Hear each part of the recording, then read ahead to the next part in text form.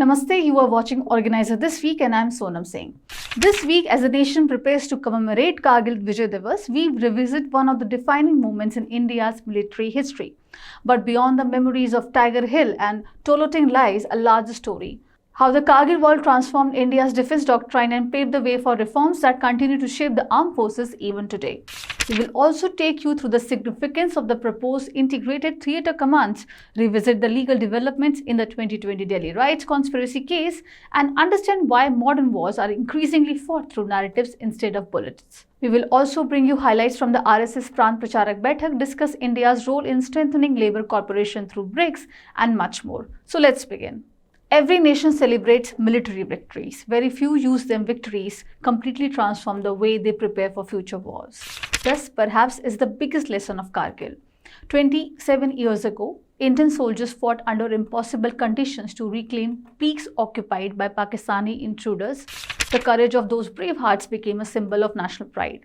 But once the war ended, another battle began. A battle to identify what exactly went wrong and ensure such lapses would never be repeated. The Vajpayee government constituted the Kargil Review Committee, which examined every aspect of national security, from intelligence coordination and defense procurement to command structures and border management. Its recommendations laid the foundation for the modernization of India's armed forces. And in this week's cover story, many of those recommendations have now been implemented. India has created the post of the Chief of Defence Staff, strengthened indigenous defence production, modernized procurement systems, expanded defence exports, and enhanced coordination between the Army, Navy, and the Air Force. The next major milestone is the creation of integrated theatre commands. Instead of each service operating independently, the proposed structure aims to bring them under unified operational commands based on geographical responsibilities. A Western Theatre Command will focus on Pakistan. The Northern Theatre Command will oversee the line of actual control with China, while the Maritime Theatre Command will secure India's coastlines and the wider Indian Ocean region. The magazine also says that this transformation is not simply an administrative reform. It is a recognition that future wars will be fought across land, sea, and cyberspace, and of course, space simultaneously. The blueprint is now ready, and if implemented, it would complete one of the most significant military reforms envisioned after Kargil. This week's editorial by Shri Prafulla Ketkar builds on the same theme. It says that Kargil should not be remembered only as a military victory, but also as a reminder that national security demands continuous reform. The editorial traces how many of the Kargil Review Committee's recommendations remained pending for years before gaining momentum in the last decade. It highlights improvements in border infrastructure, defense manufacturing, intelligence coordination, and military jointness, while also reminding readers that modern warfare is no longer limited to territorial battles. Narratives, information warfare, and public perception have become equally important fronts in contemporary conflict.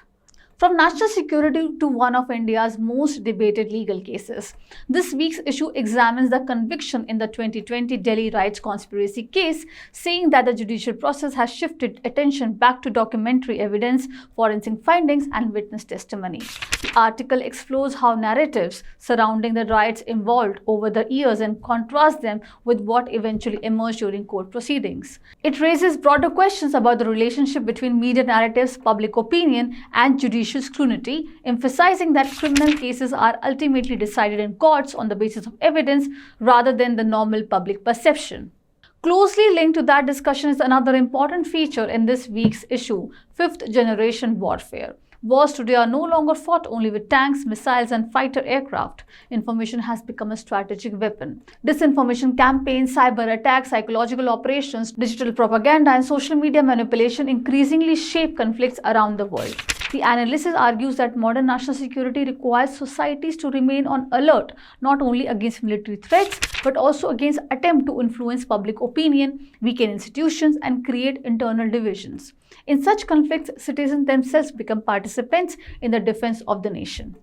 The magazine also revisits one of India's major terror flashpoints, placing it within the larger context of the country's evolving counter-terrorism strategy. The article traces how India's response to terrorism has changed over the years, from reactive approaches to a modern integrated framework involving intelligence coordination, border security, diplomatic engagement, and military preparedness. It argues that lessons learned from earlier crises have significantly shaped India's present security architecture. Moving from security to economics, this week's issue reports on the 15th BRICS Trade Union Forum Summit, where representatives from member countries discussed labor welfare, employment security, and cooperation in an increasingly technology-driven global economy. The discussions emphasize that economic growth must remain people-centric, with workers benefiting from development while countries deepen cooperation through equitable and sustainable growth models. The magazine also covers the recent RSS Prant Pracharak Baithak. The meeting reviewed organizational expansion across the country, with particular emphasis on strengthening shakhas, preparing for the upcoming census, and understanding demographic changes. The discussions reflected the organization's continued focus on social outreach, community engagement, and long-term organizational planning. Another significant feature reports on an international seminar centered on Vande Mataram and Sardar Vallabhbhai Patel. The discussion revisited Patel's decisive role in integrating more than 560 princely states after independence and examined how his vision of national unity continues to influence India's strategic thinking and nation-building efforts today. The issue also carries an insightful historical analysis of the pre-colonial Northeast, highlighting the region's deep civilizational connection with the rest of Bharat. Rather than viewing the Northeast only through the lens of colonial history, the article explores older cultural, political, and economic linkages that connected the region with the broader Indian civilization, reinforcing the idea of continuity rather than isolation. And finally, this week's issue pays tribute to Tijan Bai, whose powerful performances helped bring the tradition of Pandavani to audiences across India and the world. The tribute celebrates her extraordinary contribution to preserving India's oral storytelling traditions and ensuring that an ancient cultural heritage continues to inspire future generations. So that brings us to the end of this week's edition of Organiser This Week. If you'd like to explore these stories in greater depth, don't forget to pick up the latest issue of Organiser. Thank you so much for watching.